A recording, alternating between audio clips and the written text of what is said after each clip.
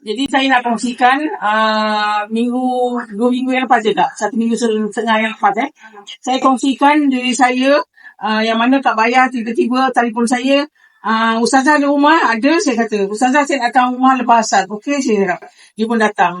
Kita berbual-bual sebab dah lama kita jumpa Hari Raya pun tak jumpa. Lepas tu Kak Bayah, Ustazah, kita buat rendaman kaki sekejap, setengah jam je. Boleh, saya kata. Saya pun terus cuba. Itu rendaman pertama.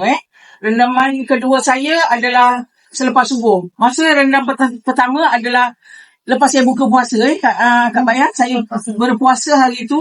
Saya kata saya puasa hari ini. Tak apa, sambil saya buka, azan, bawah rendam. Kak Bayah ada bukti dengan saya. Jadi itu yang pertama. Kemudian lepas tu pukul 8 saya ada temu janji dengan sahabat. Jadi saya pergi sahabat aku semua, balik rumah. Saya rendam yang kedua sebelum tidur, kata Kak Bayah. Sebelum tidur, rendam lagi sekali. Jadi rendam yang kedua, saya pun terus tidur. Memang boleh tidur. Memang tak sadar apa tidur. Ini memang kisah benar. Sebab saya pun insomnia yang tak boleh tidur tu. Saya pun macam tu juga. Jadi yang ketiga adalah subuh. Subuh. Lepas saja saya buat yang ketiga tu, saya punya perut memulas. Saya kata, saya ni malam tadi makan apa rumah sahabat? Saya kata tak ada makan apa, macam biasa juga. Kalau saya kena berak-berak pun, sahabat saya yang lagi dua tu, Cikgu Nora dengan suami ni pun kena berak-berak juga. Kenapa dia tak kena, saya yang kena? Saya tak tahu lagi yang ada asbab pasal ni. Saya tak tahu. Sebab saya tak membaca sangat. Saya terus rendam kaki saya tu 3 kali.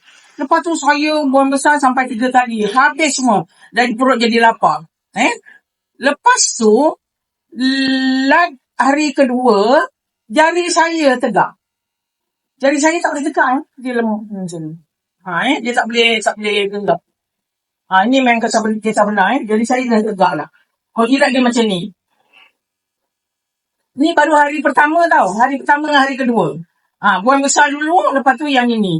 Yang ketiga, saya rasa mengantuk je seminggu tu. Maklumlah, agaknya berbulan nak tidur tu, aku tak tahu lah. Seminggu tu macam nak tidur je. Lepas tu orang nak tidur. Itu dah Jadi saya nampak. Dan yang ketana sangat, saya nak je sesuatu yang sebelum Kak Bayah datang, saya berkata pada Allah, Ya Allah, kau baikkan sikit pun tak apalah kaki kiri aku ni, Ya Allah. Aku dah 7 tahun sembahyang kerusi, dekat kerusi. Sekali, lepas hari kedua, hari ketiga, dia tunjuk sebab. Saya mandi dengan syampu rambut, berapa lama kita dah ambil air? Dengan mandinya, dengan syampu rambutnya, dengan ambil air solat lagi, apa semua. Jadi, berapa lama? Kurang-kurang 20 minit dalam air kan? Jadi, saya sabun-sabun rambut saya semua. Saya kan terpusing sini. Dah tak sakit. Dah tak keren. Kalau tidak, saya pusing di sini, dah tak boleh angkat. Dalam bilik air ni, sorang-sorang. Memang mengadu sakit saja. Jalan nak pergi bilik air, nak pergi pun sakit. Pukul je dia dah tarik. Ini, hari keempat, hari kelima, saya mandi, saya test. Saya basuh rambut, selepas 3 hari basuh rambut. Saya pusing je, dah tak sakit.